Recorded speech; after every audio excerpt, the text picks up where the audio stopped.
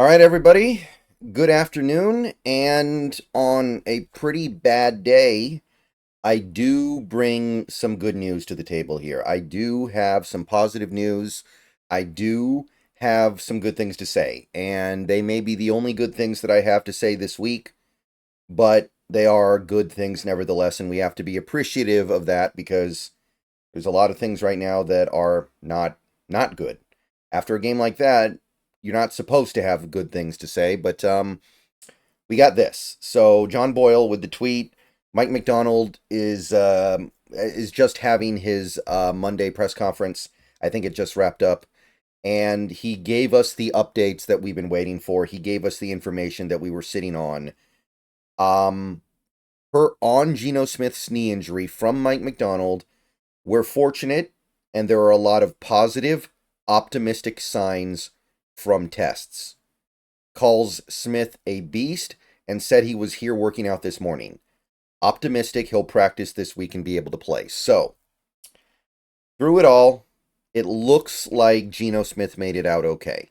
It looks like Geno Smith survived the injury, wasn't able to go back in the game, but it's not an injury that's going to keep him out for anything more than just the rest of that game. That is currently where things look like they're headed. So that is going to have to be the thing that we cling on to this week because there's not a lot else we can cling on to right now. We just watched the team play a pretty miserable game at home in a game where they really could have proved themselves true contenders. Instead, they proved that they're just another decent team that can't really step to the big dogs. But with our quarterback, we have a chance to do something about that. Clearly, what we saw last night, Sam Howell, there's no hope with him, especially this week. Hopefully, this holds, because I really don't want to have to spend this whole week talking about how Brian Flores is going to make Sam Howell look even worse than the Packers did. But Brian Flores is in his bag right now, and he is very excited about the possibility of getting to play Sam Howell this week. So we really needed to avoid that, and it looks like we will. Nothing's guaranteed yet, but the early signs on Geno Smith's knee injury are positive. And it seems like the current belief is that he will be able to practice this week and be able to play against the Vikings. So, hey, he gives us a chance, right? He gives us a chance. We don't have a chance with Sam Howell. I'm sorry, we just don't. He can't really, based on what we saw last night, he can't do anything. At least Geno Smith, you got a chance. So that's the big one. That's what we were waiting for all day. I wish we had something more concrete. Like, he didn't even specify what the injury was. He didn't say if it was a sprain. He didn't say if it was a bruise. He didn't say anything like that. He just said it's a knee injury, and he didn't guarantee anything, but there does seem to be some optimism that he will be good to go for this week. All right, so that was the main thing. I didn't want to bury the lead there. Let's get that out of the way. Let's breathe a sigh of relief that at the very least we'll have a capable quarterback, it looks like, on Sunday.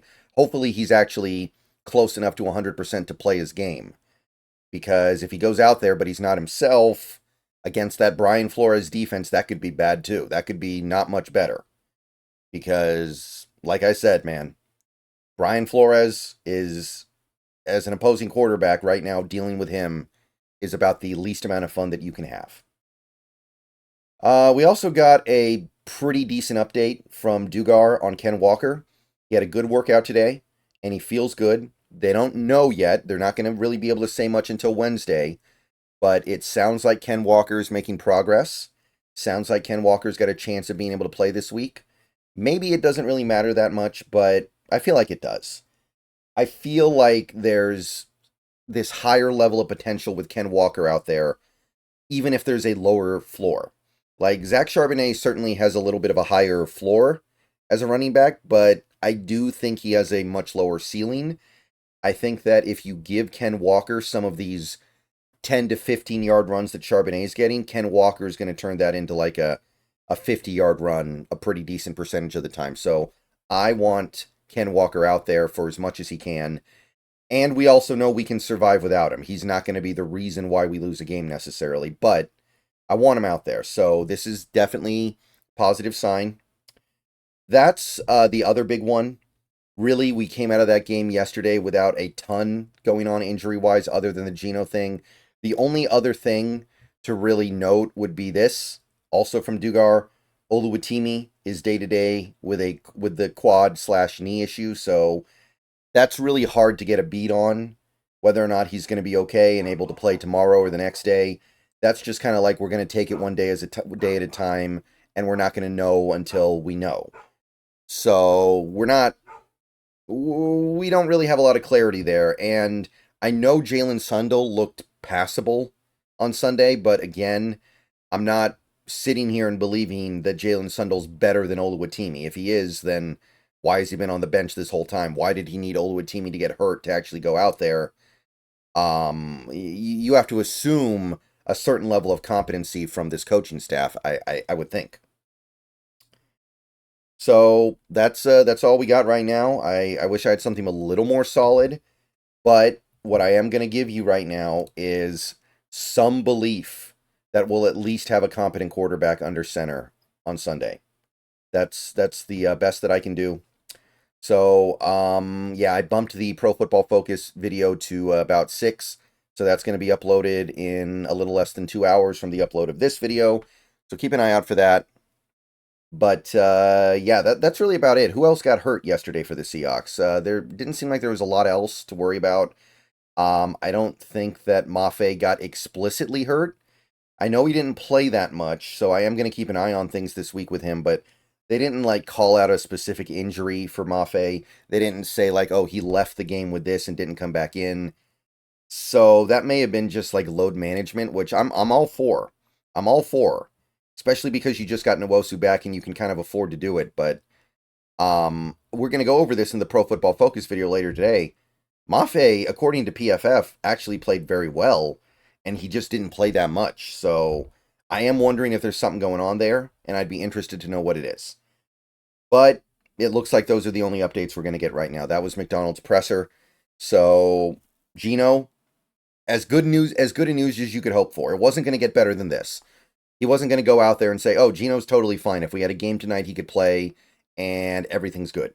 That was never going to happen. Optimistic he'll practice this week and be able to play was about as good as you're going to get. And, hey, if Walker and, let's say, Oluwatimi get back this week, team is pretty darn close to fully healthy. I'd throw Artie Burns in there because Woolen's got to get off the dang field. Woolen's, I'm done, but... technically, Woolen's the starter, so we'll cross that later. All right, I'll see you guys later. Go Hawks! Let me know what you think. And it's good news, people. It's good news. We got something to cling on to right now as fans.